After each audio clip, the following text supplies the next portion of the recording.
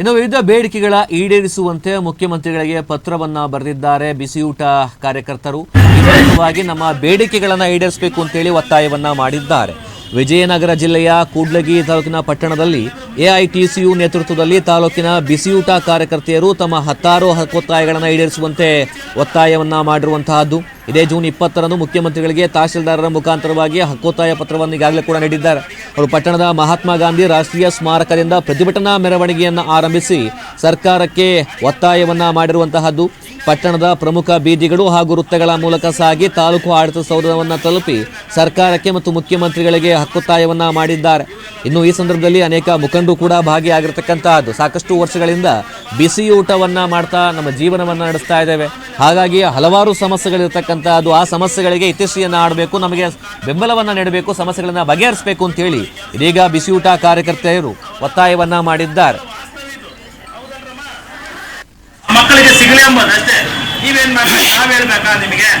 ನಾವ್ ಹಿಂಗ್ ಹೋರಾಟ ಮಾಡಿ ಹೇಳಿ ಇವರೆಲ್ಲ ನಿಷ್ಠುರಾಗಿ ಆಮೇಲೆ ಮತ್ತೆ ಅಲ್ಲಿ ಶಾಲೆಗೆ ಹೋಗಿ ನೀವು ಹಿಂಗ್ ಶಾಲೆ ಹೇಳಿದ್ರು ನೋಡಪ್ಪ, ಆಯೋ ಹೇಳಿದ್ರು ನೋಡಪ್ಪ ಅಂತೇಳಿ ಆಮೇಲೆ ಅವರು ಹೌದಾ ನೀನ್ ಹೇಳ್ದೆ ಅಂತೇಳಿ ಅವ್ನ ಎಷ್ಟು ಹಿಂಸೆನ್ಗೆ ಹೇಳಿ ನೋಡಪ್ಪ ನಾವು ಅವ್ನ ಕಾಟ ಕೊಟ್ಟು ಎಮ್ಗೆ ಸುಮ್ನೆ ದಂಡ ಬಿಟ್ಬಿಡು, ಈ ಕೆಲಸನೇ ಬೇಡ ಅಂತೇಳಿ ಆ ಎಮ್ಗೆ ಹೇಳಿ ಅವಾಗ ಮತ್ತೆ ಶುರು.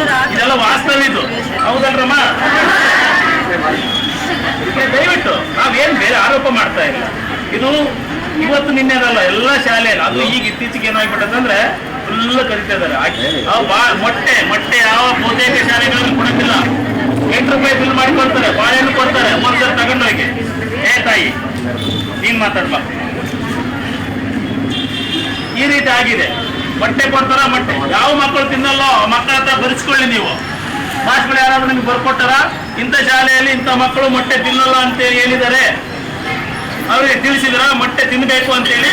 ಯಾವನ್ನ ಊರಲ್ಲಿ ಆ ಶಾಲೆ ಯಾವನ್ನ ಮಾತು ಬಹುತೇಕ ಇಲ್ಲೇ ಗೊಲ್ರಟ್ಟಿಗೆ ದಿನಾ ಟ್ರೈನಲ್ಲಿ ಬಾಳೆಹಣ್ಣು ತಗೊಂಡು ಹೋಗ್ಕೊಳ್ಳ ಗಂಡ ಹೆಂಡತಿ. ಗಂಡಲ್ಲಿ ರಿಟೈರ್ಡ್ ಆಗೇನೆ, ಚಿಕ್ಕಮಗಳಿ ತಾಂಡ ಹೆಂಡತಿಯಿಂದ ಟೀಚರ್, ದಿನಾ ಬಾಳೆಹಣ್ಣು. ನಾನು ಹೆಸರು ಹೇಳ್ಬೇಕು.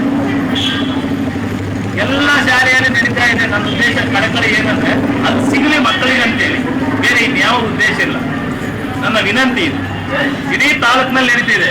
ಇನ್ನು ಹಳ್ಳಿಗಳಲ್ಲೇ SDMC ಇವರು ಶಾಮೀಲಾಗಿ ಕೇಳೋರಿಲ್ಲ ಅಂದ್ರೆ ಮುಗೀತು. ಇವ್ರು ಯಾರು ಕೇಳಕ್ಕಾಗಲ್ಲ. ಕೇಳಿದ್ರೆ ತೆಗಿತಾರೆ, ಅವ್ರನ್ನ ಹೇಳಿದ್ರೆ ತೆಗಿತಾರ. ನಮಗೆ ಕದ್ದು ಮುಚ್ಚಿ ಹೇಳ್ತಾರ. ಅಲ್ಲ 71 ಮಕ್ಕಳಿಗೆ ಒಬ್ಬರೇ ಆಗ್ಲಿ. ಆಮೇಲೆ ಅದು ಅಡಿಗೆರ ಬಗ್ಗೆ ಅಲ್ಲಮ್ಮ, ಅಡಿಗೆರ ಬಗ್ಗೆ ಆಮೇಲೆ ನೋಡೋಣಂತೆ. ಈಗ ಫಸ್ಟ್ ಇದ್ರ ಬಗ್ಗೆ ನೋಡೋಣ, ಅಡಿಗೆರ್ದು ಆಮೇಲೆ. ಹಿಂಗಾಗಿದೆ.